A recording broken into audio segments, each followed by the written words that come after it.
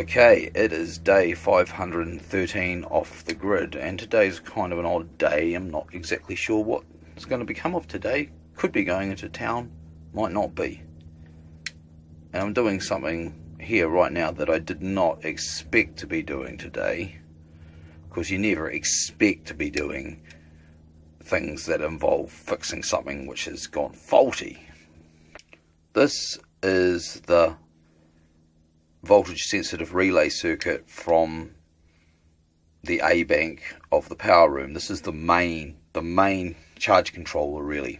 This is what usually results in most of the current being sent to the A batteries, and when it reaches a certain level it shuts off a relay and the voltage regulator, the linear voltage regulator, takes over, right?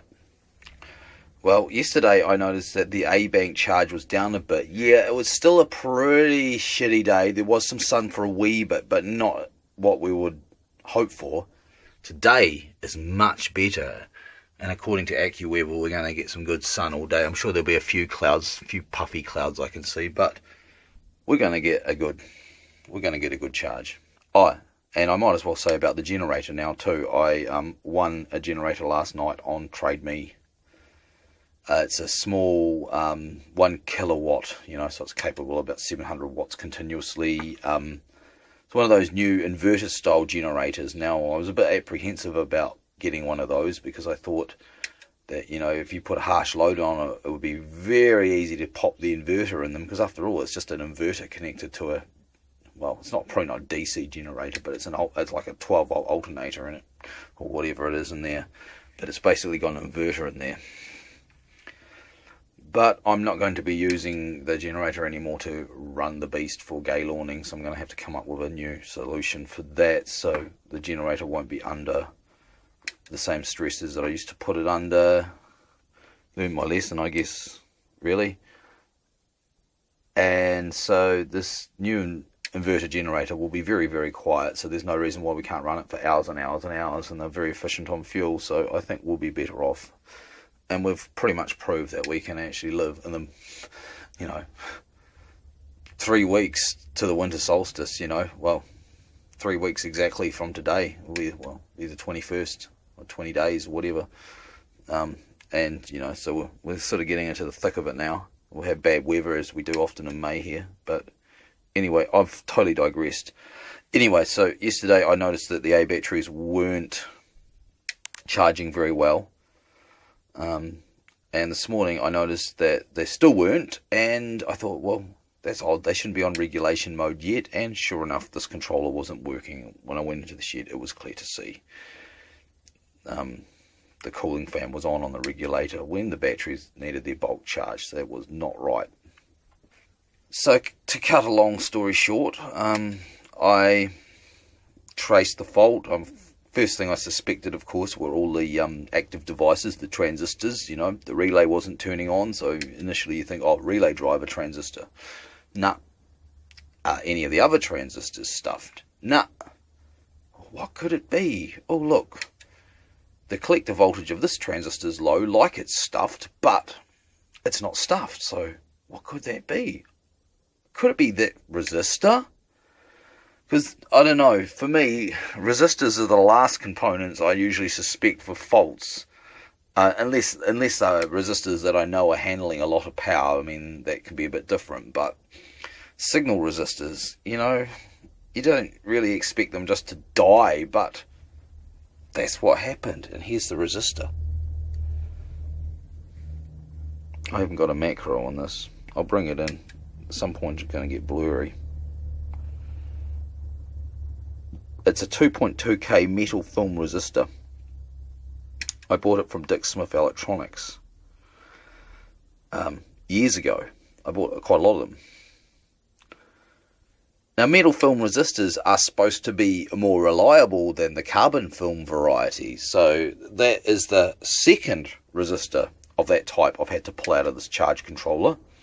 It doesn't have any more in it now, which is fortunate, but yeah, that's two resistors in the same unit. They're not under any particular stresses. They're not being pushed to their ratings in any way whatsoever. They're completely signal resistors, Yeah, Just must be shit made components, like a lot of components are nowadays. So I replaced the resistor and had a little bit of a scare. I put a battery on to test the circuit at one point while I was doing my tests and kind of reverse polarity things, but nothing happened bad. I checked the devices, everything was cool, but I replaced the resistor and yeah, it worked fine now. And I knew that when I just hooked up a battery and the relay clicked, and I knew that, but I didn't want to go to trouble to put it back in the shed and find it's not regulating and stuff like that. So I thought I'd do the regulation test, and this is how I do it. And I've probably shown this before, but what we basically have is we have this large capacitor is pretending to be the battery. It's being fed through these large clips from a 10-watt solar panel outside, normally the one I use to charge up the internet batteries.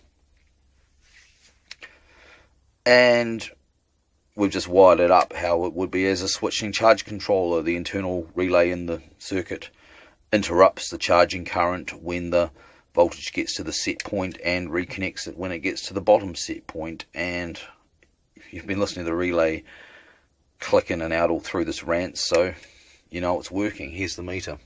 There's a bit of sun now, so it's happening quite quickly, which is nice.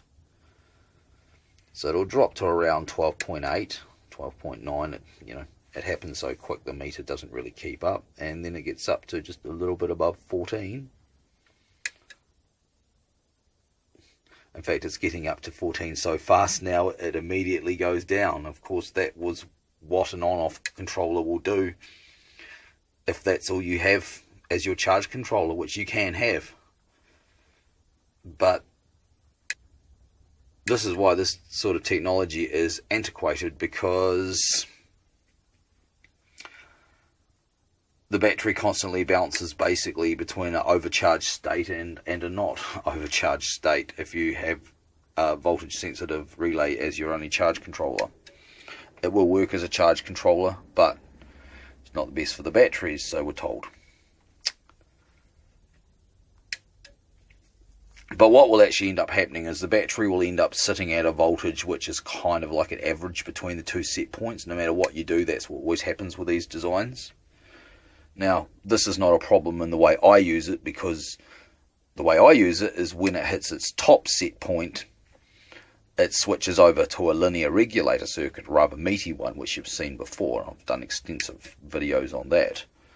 So therefore, once it hits the top set point, it never falls instantly to the bottom set point. It can't, because the linear regulator is now taking over and it's essentially bypassed. So basically that's what happens. So the bulk charge is delivered by this. It'll take it right up to about 14.2, and then the linear will kick in and keep the battery at whatever level I want it to be. Of course, I've got my missile switch there, so I can have it at about 14.4, or I can have it at 14, and usually at this time of year I find it's just left on the higher one because it hardly ever reaches it for long, so we get a bit of a sort of topping charge there, or we can go to a sort of a high float. Seems to work good, and I've fixed this now, so it's time that I install this back in the shed and I go and buy the generator, pay for the generator. That's what I'm going to do now, and then we'll see what happens if we go into town or not. Actually, there is more to this video. Yeah, that was the other problem I had this morning. When I came to replace the resistor, I went to grab the soldering iron and I thought it should be on, but it was cold. I thought that something bad had happened to the power system that was feeding it, so I checked fuses and I checked cables and I removed an adapter and all sorts of things before I finally came to the conclusion, what's say the soldering iron's element's blown? What's the soldering iron's dead? And guess what? It was. The soldering iron was dead. Now, the soldering iron baffy got me back when we were living in Foxton Beach, probably 2007, maybe early 2008. So it's had a lot of years of faithful service. It's actually only just a cheap iron. It's a Duratec she picked up from J-Car. It's pretty much their cheapest 40-watt soldering iron, and it is 40 watts. I like a sort of a hotter iron, I find I do better with the hotter ones than the cooler ones. So the tip's starting to get a bit worn and stuff like that. I don't think I have ever replaced a tip on a soldering iron. I've always ended up just replacing the iron. Still usable. It's getting to the point where you might want to file it, but of course once you file it, then they go downhill very quickly. Yeah, so yeah, it's done me well. It's been pretty cool. It would have obviously built this circuit and many other circuits. This has been responsible for a lot of the wiring of the solar setup, including some of the heavier wires that maybe now I would, of course, give to this 80-watt iron, which is a very good thing to have when you've got heavy terminals. An 80-watt iron's really nice. But I need a new soldering iron now. I need a new soldering iron.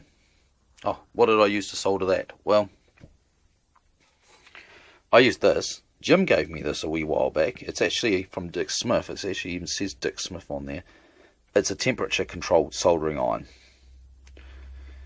And it's cool, but there's a couple of issues with it. It's not quite hot enough for my liking, even at near max temperature. I suppose I could turn it up a wee bit more. And the tip has sort of been decayed a bit, and I just can't really tin it, so I'd have to go and file it. But of course, as soon as you file them, well, like I said, they stuff out. So I sort of consider this my toolkit soldering iron. It stays in the toolkit, but I really need a bench soldering iron that stays on the bench, you know. And this was it, you know, nothing fancy, no temperature controlled iron or anything for Zan, but who knows. Baffy does need to get me a winter solstice present. Well, now we have a need. I'm very hard to buy for because I don't really want things as such. I just sort of always hunting bargains and just get things that I think could be useful. I don't kind of have any real want. Oh, I want a new PlayStation, or I want a new tablet, or a new blimmin', I don't know, smartphone. It's not me. I don't have wants like that. You know, I probably want more solar panels, but solar panels aren't really a very presenty kind of thing, are they? You know, it's just one of many, goes up on the roof, slowly decays over their lifespan. So there we go. Soldering iron, Duratec soldering iron, good quality, you know, really good. For a cheap iron, really good. I mean, it's lasted like 8, maybe 9 years nearly. Had fairly heavy service. It's spent a lot of time plugged in, left on for ages. I've left it on overnight on numerous occasions, so you know, it's taken the abuse. I've probably used it like a chisel quite a bit when I try and remove, desolder things, you know. So there we go. That's enough. Day 513 off the grid.